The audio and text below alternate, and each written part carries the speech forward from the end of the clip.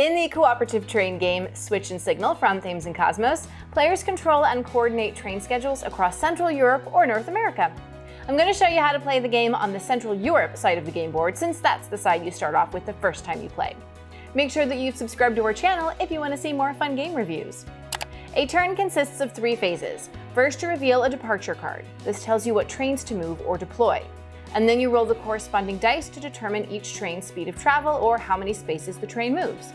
Just make sure that you adhere to all the train movement rules, such as losing a time token from the clock face if your train can't travel its full number of movement points.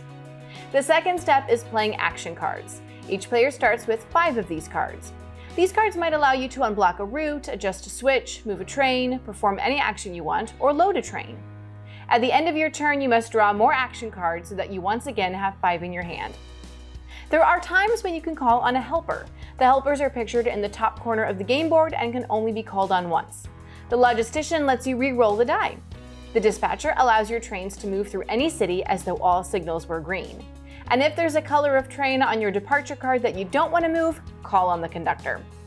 If you remove all the time tokens from the clock face, then the game is paused so that a departure card can be discarded. This gives you one less movement card available to get your trains where they need to be, such as to the port cities to deliver their goods.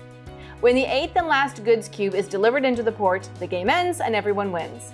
But if the final departure card is played and you did not bring the last goods cube to port, everyone loses. There are ways to adjust the game's difficulty if you need an easier game or want more of a challenge. You can play the game with 2 to 4 players ages 10 and up.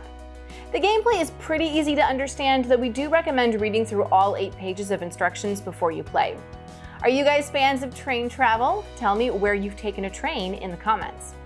This train is ready to depart to the pros and cons. The pros are that the game is fun for the whole family, it's pretty easy to learn, it gets players working together, it involves strategic thinking, and there are 2 game boards.